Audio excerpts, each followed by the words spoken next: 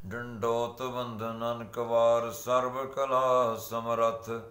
Dolan तेरा को प्रभु नानक दे कर हथ। फिरत फिरत प्रभ आयो परयो तो शरणाही। नानक की प्रभ बेनती अपनी भगति लाए। गुरुर ब्रह्मा गुरुर विष्णु गुरुर देवो महेश्वरा।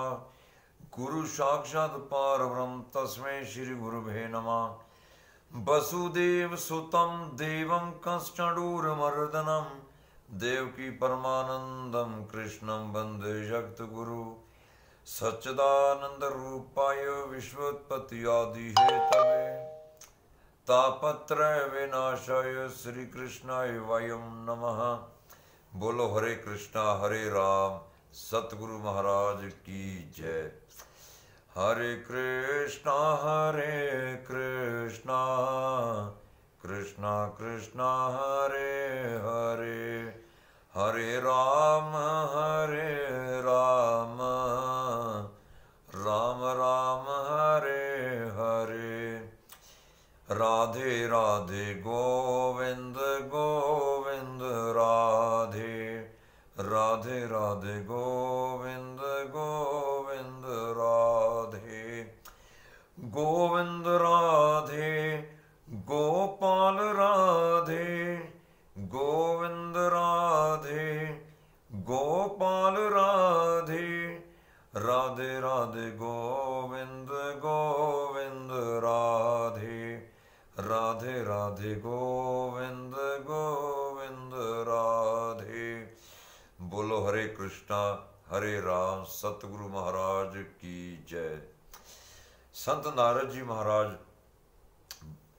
वृंदावन से चल कर के श्री बद्रीनाथ धाम में पहुंचे और वहां पर संत नारद जी महाराज की भेंट आदरणीय संत कुमारों से होती है।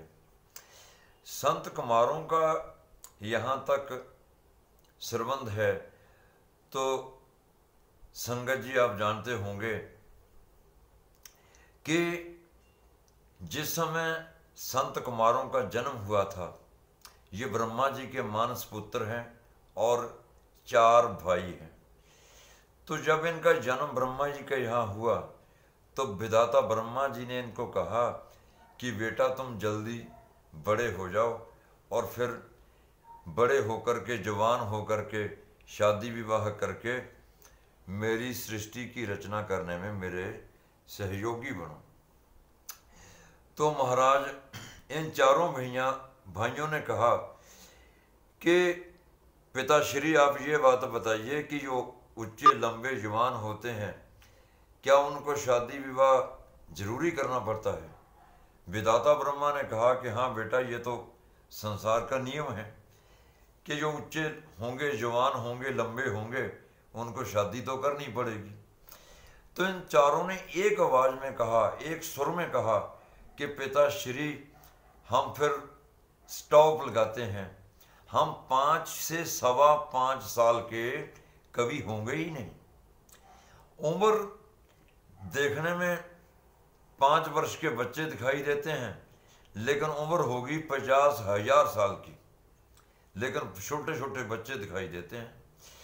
पर इन महापुरुषों का केवल कथा ही जीवन है। 4 भाई हैं, 4 में से एक बैठ के कथा करते हैं, 3 सुनते हैं। फिर 3 में से एक कथा करते हैं तो 3 बैठ करके सुनते हैं। मतलब केवल इनका कथा ही जीवन है। और भगवान के यहाँ तक 24 अवतारों की चर्चा चलती है तो 24 अवतारों में जो मेरे कन्हैया का प्रभु नारायण का जो प्रथम अवतार है ये संत कुमारों का अवतार है। संत कुमारों ने नारद जी को प्रणाम किया और नारद जी ने संत कुमारों को प्रणाम किया। फिर कुशलता जानने के उपरांत संत कुमारों ने कहा कि भाई जी आपका चेहरा उदास है, आपकी उदासी का कारण क्या है, आप कारण हमसे कहिए। तो नारद जी महाराज ने कहा, नारद जी महाराज ने पूरे उस प्रसंग को कह करके बताया कि भाई जी मैं मृत्यु लोक में गया, वहां पर तीर्थों में गया और पूरी पृथ्वी का चक्कर मैंने लगाया, लेकिन मैंने वहां पर कष्ट ही कष्ट देखे, दुख ही दुख देखे।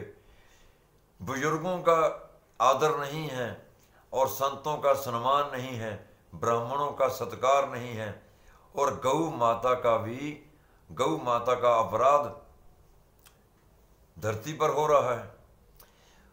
बड़ी बात संत नारद जी ने बताई। कोई एक बार सत्य बोलता है तो कहते हैं कि हरिश्चंद्र के बाद मेरा नंबर है, और झूठ 50 बार भी बोले तो उसकी कोई गिनती नहीं है। और उसके बाद नारद जी महाराज ने कहा कि कोई शुभ कर्म करता है धरती पर तो ये चाहता है कि 50 लोग सुने कि मैंने ये इस काम को किया। ऐसी लोगों की मनस्थिति है। और बुरा कर्म अगर कोई करता है तो वो कहते हैं कि पड़ोसी को भी भैया पता ना चले कि हमने ये मेरे से हो गया। तो ऐसी लोगों की मनस्थिति और परिस्थिति है। पर जब मैं यात्रा करते करते वृंदावन में यमुना मैया के किनारे किनारे जा रहा था तो वहां पर मैंने एक विचित्र दृश्य देखा, जिसमें भक्ति माता वहां पर आरक्षित रूप में बैठी है और उनके दो बेटा ज्ञान और वैराग वृद्ध हो चले हैं और मूर्छित अवस्था में पड़े हैं, और हजारों देवियां भक्ति माता को संतुलना दे रही हैं कि ए भक्ति माता,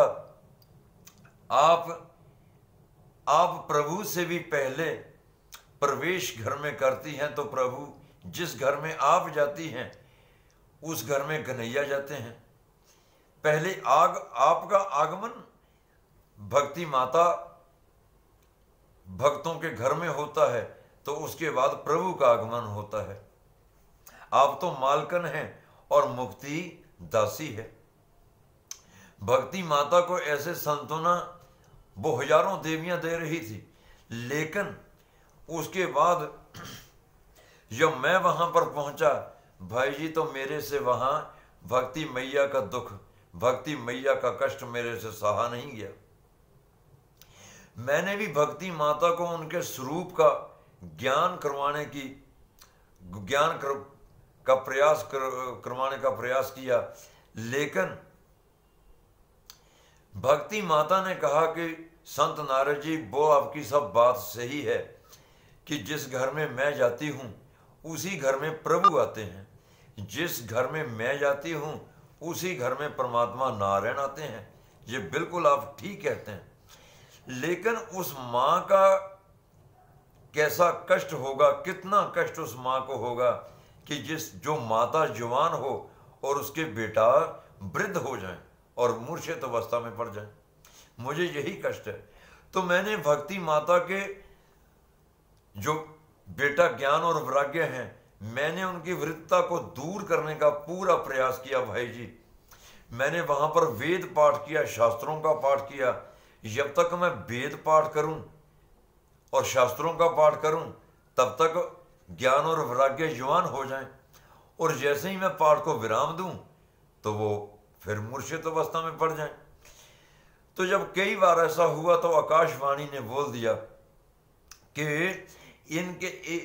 अगर नारद जी तुसी ये चाहते भी इन्हों सच्चे तौर पर, पक्के तौर पर इन्हों मतलब इनकी वृत्ता दूर होवे, इनकी मूर्छित अवस्था दूर होवे, तो इनके निमित्त इनके प्रति सत्कर्म का तुहानूं सत्कर्म करना चाहिए। हुण वो सत्कर्म क्या है